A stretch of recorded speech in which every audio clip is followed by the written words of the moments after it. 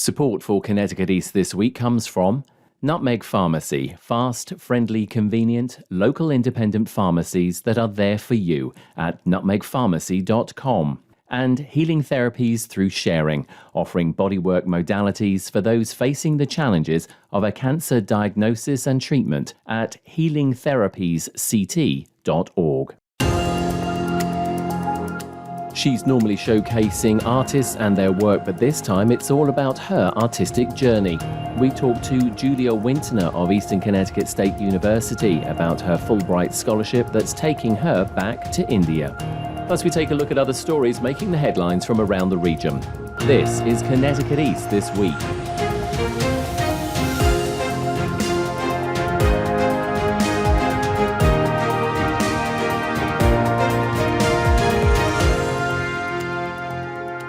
Hello, I'm Brian Scott Smith. The art scene in Connecticut is well represented, and no more so than at Eastern Connecticut State University's Art Gallery on their Willimantic campus. Julia Wintner is the coordinator there of Art and Museum Services, and normally she and her team are showcasing the work of artists either locally or from the state or nearby for the benefit of the students and the local community. But now it's Julia's turn to be the centerpiece as she embarks on a journey that will take her back to a country she lived in for 8 years back in the early 90s. It's all part of a Fulbright Nehru Scholarship Julia was recently awarded, and I caught up with her recently at Eastern to find out more. Julia, it's always a pleasure talking to you and coming to visit this amazing art gallery here at Eastern. Thank you for inviting us. Oh, thank you, Brian. It's great to see you and talk to you. Just for a change, we're not talking about somebody else's art or sort of like an exhibition. We are talking about you. And exciting news for you. You have been awarded a Fulbright Nehru Fellowship to teach in India. Now, we've all heard of Fulbright scholarships. Clearly, there's many, many different ones. Talk to us a little bit about this and how exciting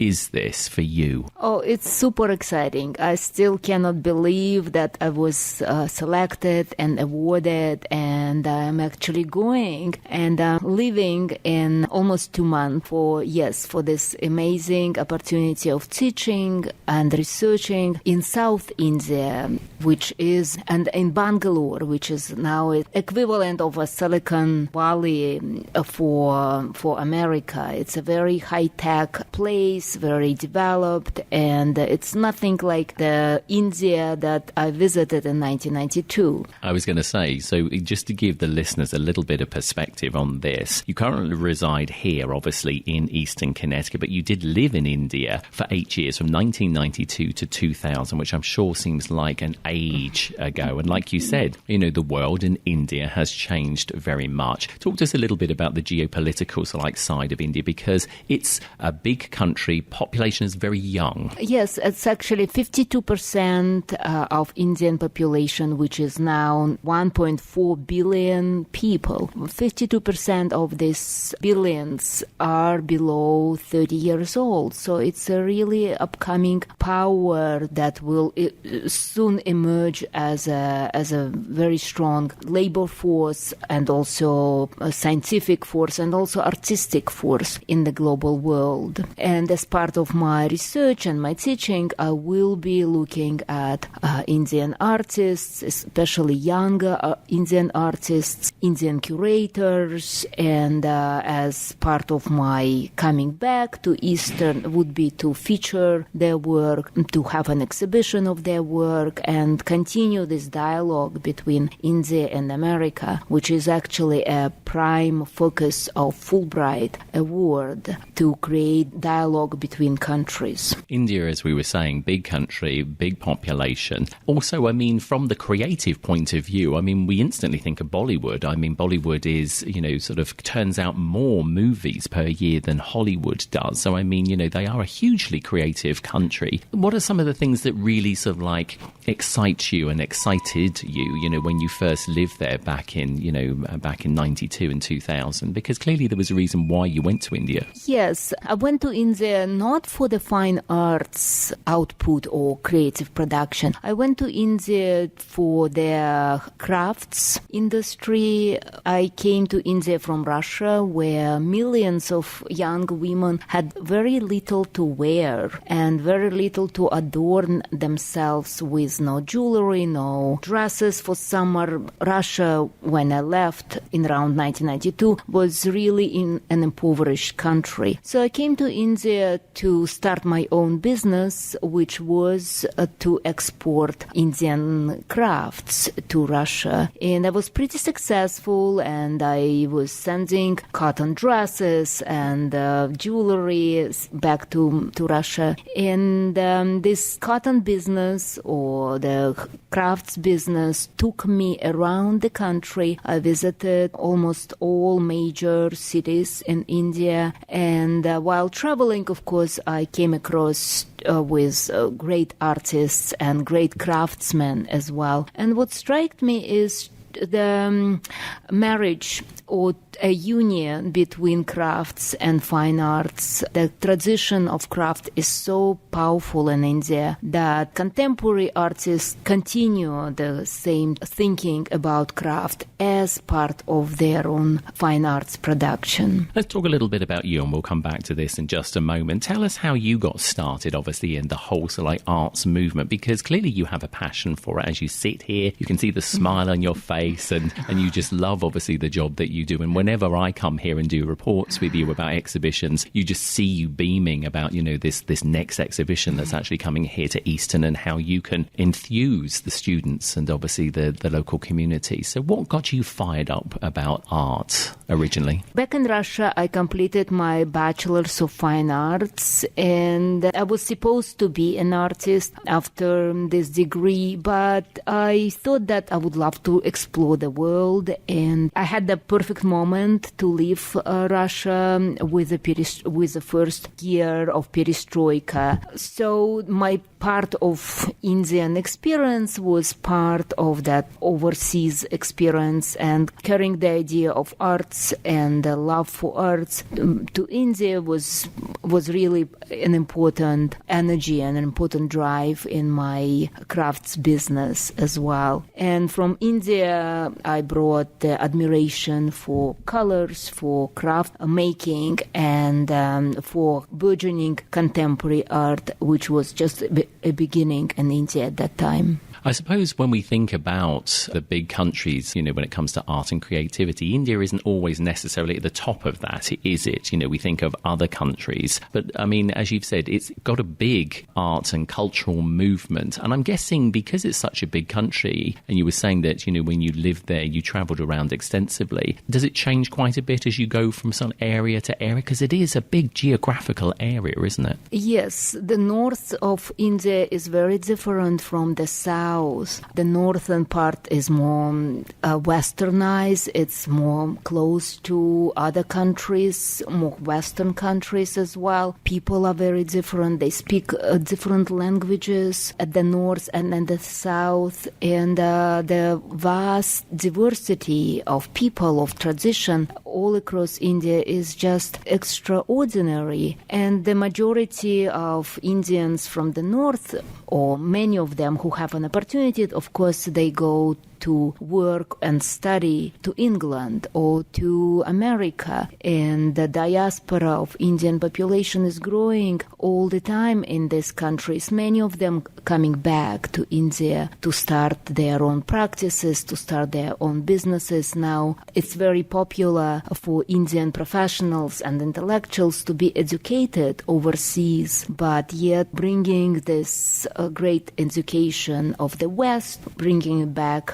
to India. So since I left India, there is a great generation of new curators, of new artists, highly educated in the Western art schools. So they came back, and now they are practicing on their craft and their fine arts in India. So I'm really looking forward to meeting with them and hopefully bringing them back to Eastern and creating an exhibition, creating a podcast, website with their work, and again contributing to our student growth and student education. Now, you actually applied, obviously, for this Fulbright Nehru Fellowship. That's how that works, just so that listeners understand. You're not just plucked from obscurity. You do have to apply, and you have to put forward a good rationale as to why you should be given this sort of thing. Talk to us about why now. Why did you decide that you wanted to do this now? What was influencing you? What was going on with you, with Eastern, that you thought, hey, this is like a really good time, I think, for me to be doing this? I have been at Eastern for 4 years, and Eastern has been very good to me. I was able to mature.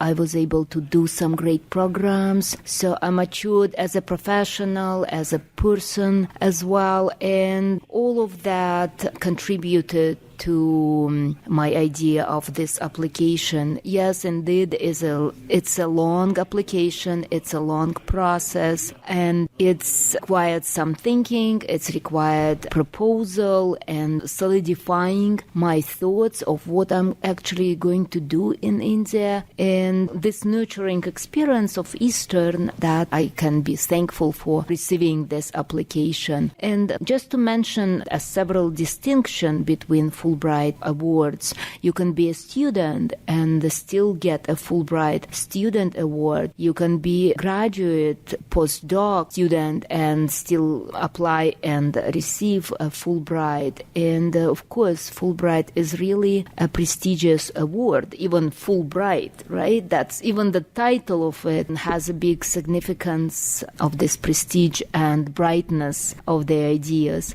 that you're going to develop while on the fellowship and after the fellowship. Yeah, I'm really excited. They are competitive, these things. There's no guarantee. It doesn't matter how professional you are. There is no guarantee that you will be the fellow that gets this. So how excited were you when you got the email, the letter, whatever, however it came back to you to say, yes, actually, Julia Wintner, we totally want you to do this because, yeah, this is exactly what this Fulbright Nehru Fellowship is about. Talk to us about the moment you found out that you'd actually got it. That was one of the highlights of my existence, of my past life. It was always an intention of mine to go back to India and to complete this project, so to speak. When I was in India, I was much younger. Many questions were asked and never were answered in my mind. So I always wanted to go back and finalize, complete, and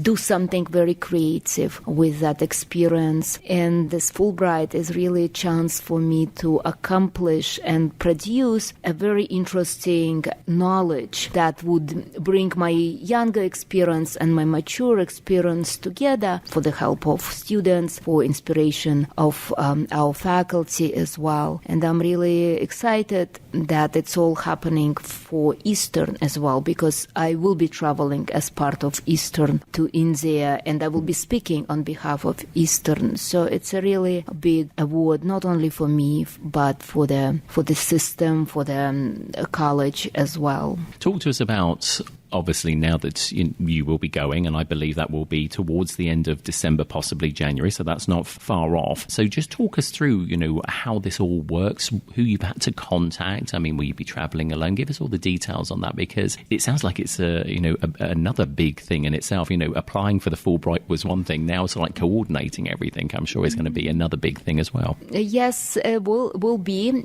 And I will be teaching at Shrishti Manipal Institute of Arts, Design and Technology. I have a liaison person there. She assigned 2 classes for me to teach, which are short-term classes, only for 5 weeks. And these classes are on curating and entrepreneurial thinking for artists and art professionals. I am reading books to help in my teaching right now. And the liaison person will help with accommodation for me to to live on campus, be in close proximity to my classes, and after completing this teaching, I will have time to do a research that will bring me out of the university, will let me to visit other larger cities in India, such as New Delhi, Mumbai, Chennai as well. So I look forward to doing this research and meeting with artists and curators in each city I visit in India.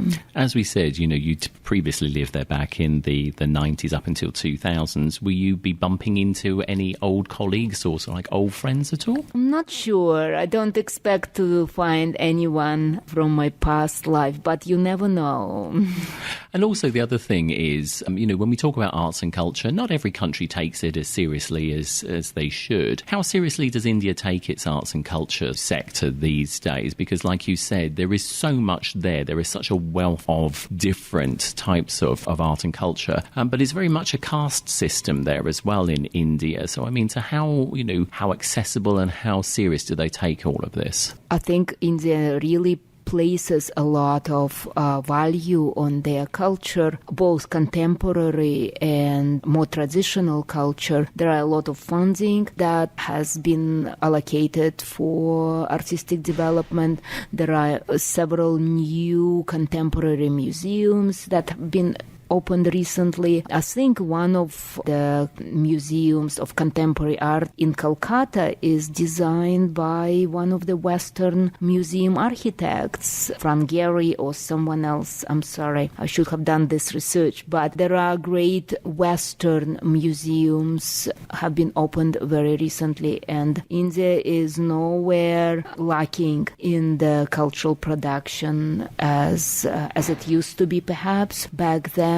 It's a really progressive, really cultural country because it attracts a lot of tourists, and tourist industry brings a lot of income to the country. What are you hoping that they are going to take away from your teachings? As you said, you will be teaching whilst you're there. So what is it that you will be hoping to impart to them and maybe learn yourself? Absolutely. I'm looking forward to be taught by the local students as well. I think what I can tell them is all about my immigrant life, my immigrant experience, and my life in America, my Western education, and the education that can be experienced not only with a book or in the university, but my education as a life experience. And I'm happy to be learning from them, their experiences as well, and very much different perspective on the world.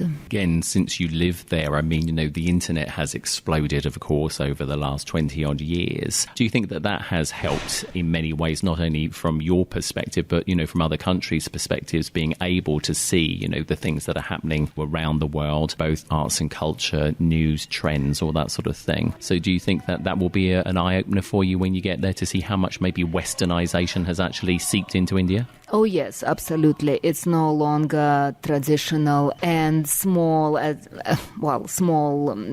terms of the globalization as it used to be. It's a super developed country. Internet is everywhere. There is no place you go with no internet. There is no cash any longer. Everyone is paying through their cell phones and with the credit cards. I remember carrying cash on me all the time when I was there. It's no longer the reality. It's a really developed and really exciting opportunity for me to come back to India.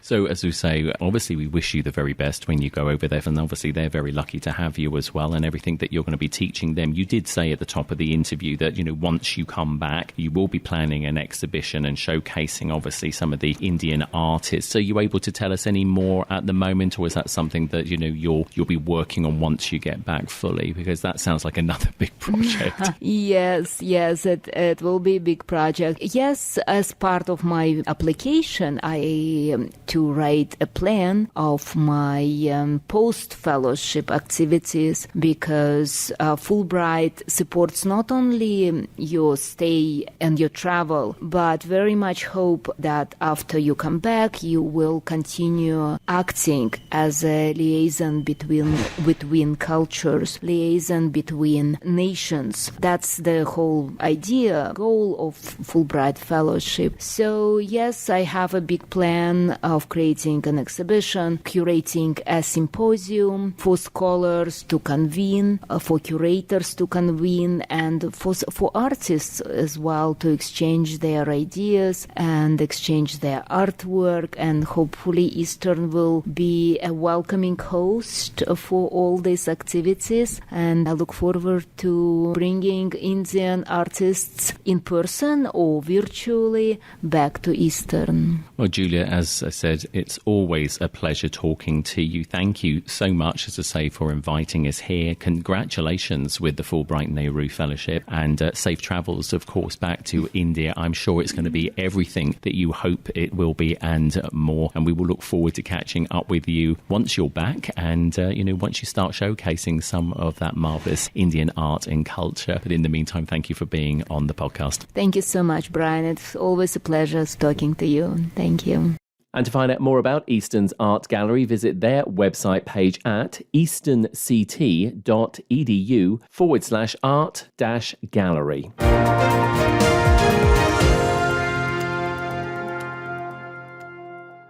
Connecticut East This Week is made possible by Nutmeg Pharmacy, your local independent pharmacy serving Higganum, Moodus, Centerbrook and Taftville, reminding you to get your flu, RSV and COVID vaccines now and protect you and your family. Open 7 days a week with free local delivery. Find your nearest Nutmeg Pharmacy at nutmegpharmacy.com. And join Healing Therapies Through Sharing for their annual Holiday Magic and Poinsettia sale on November 25th from 10 a.m. to 1 p.m. at 83 Boston Post Road, Waterford, raising essential funds for those with a cancer diagnosis. Decorate your holiday and Christmas season and help out a worthy cause. Event details and other ways to help can be found at healingtherapiesct.org. Hey, wouldn't it be great if life came with a remote control? You could hit pause when you needed to, or hit rewind, like that time you knocked down that wasp's nest. Uh-oh. Well, life doesn't always give you time to change the outcome, but prediabetes does. With early diagnosis and a few healthy changes, you can stop prediabetes before it leads to type 2 diabetes. To learn your risk, take the 1-minute test today at doihaveprediabetes.org. Brought to you by the Ad Council and its Prediabetes Awareness Partners.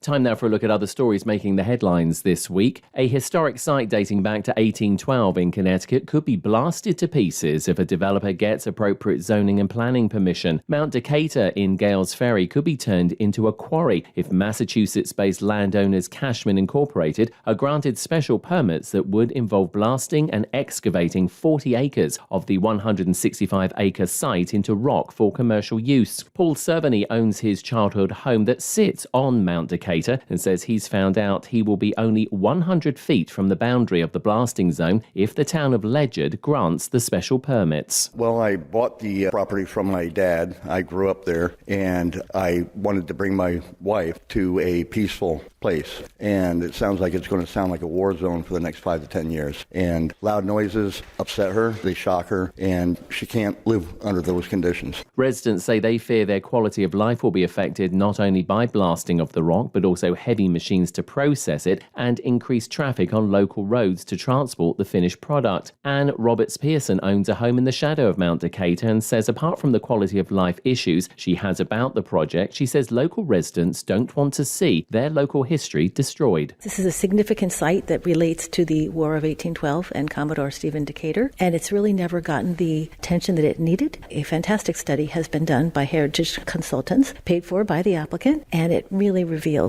the significant attributes that this site has. So far, in the application documents, we haven't seen anything that will really protect this site sufficiently. Connecticut East this week reached out to Cashman Incorporated for comments, but have yet to receive a reply. high. Meanwhile, local advocacy groups and the State of Connecticut Historic Preservation Office have begun discussions with Cashman Inc. over the matter. A public hearing about the proposed project was recently cancelled after the occupancy of the building it was in was exceeded when over 70 local residents from Gales Ferry and the immediate area turned up wanting to air their concerns. A new location and public hearing will now take place on December 14th. Child advocates across Connecticut are imploring Governor Lamont to increase state funding for subsidized preschool and childcare slots. Edwin J. Vieira from the Connecticut News Service has this report. This will hopefully offset the impacts of a new law stating children have to be 5 years old before September 1st, the year they start kindergarten. While these advocates support the change, they're worried about the burden this puts on the state's already strained early education system. Courtney Parkerson with the Connecticut Project describes how this will impact some families.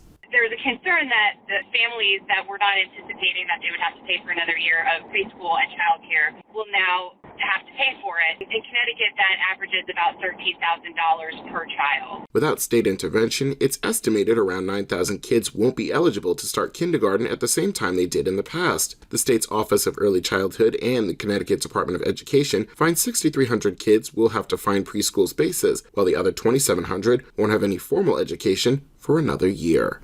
I'm Edwin J. Vieira. An 80-person strong food service department at Subbase New London have picked up a 5-star award for their sustained superior customer service and support. Each week, the food service team makes and serves around 12,000 meals for the men and women who work and serve at the Subbase. Mauro Lara is a culinary specialist third class and part of the food service team and says when you're making that many meals from scratch, it's a long day for everyone. We come in at 4:30, start prepping by 6 because that's when breakfast comes out, and then right after that, we kick into lunch. So by 10:30, everything's out. These 2 meals, breakfast, lunch, are most excessive because everybody's awake. You know, it's the morning, it's midday, and everybody's here. The Navy Region Mid-Atlantic 5-star accreditation is the military equivalent of getting a Michelin star and takes a year from start to finish for the evaluation. Chris Roth is the food service officer in charge of the base's Cross Hall Galley and said getting the 5-star award is a big deal. It's over a year period, and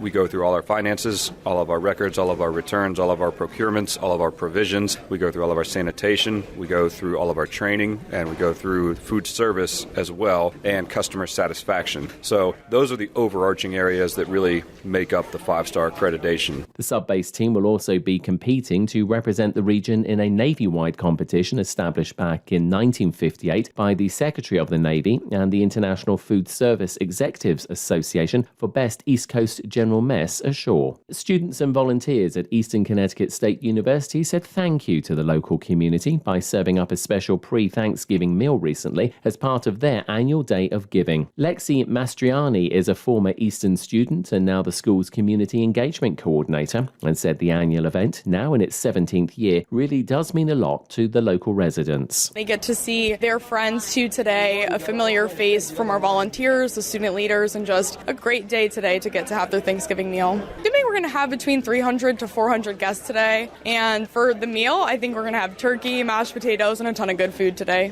John Kazuski lives in Willimantic and together with his friends caught the bus provided by Eastern to come to the celebration day. It's a blessing to come here and have a nice feast with our friends, all friends here, and at that table, this table, at every table. 3 buses are coming here, and it's fun, and I enjoy the food. So, everybody enjoys it. Eastern provided shuttle buses from various locations in the town of Willimantic to pick up the residents and take them back during the special day event. Food for the annual event is donated by the Eastern Connecticut State University Foundation and prepared by Chartwell's, Eastern's food service provider. The Day of Giving was first held in 2007 and after a short interruption due to COVID-19 returned to campus in 2022. And Connecticut College added a new green energy smart solar flower to their campus recently. The device is capable of producing an output of 5,000 kilowatt hours annually and has been connected to the school's central power supply and will provide around 40% of the electricity needed to run Woodworth House on the campus. The innovative design and functionality of the smart flower gives it the edge over traditional solar panels as it mimics flowers in nature by folding up its petals at night and then opening them again during daylight and dynamically tracking the sun as it moves throughout the day.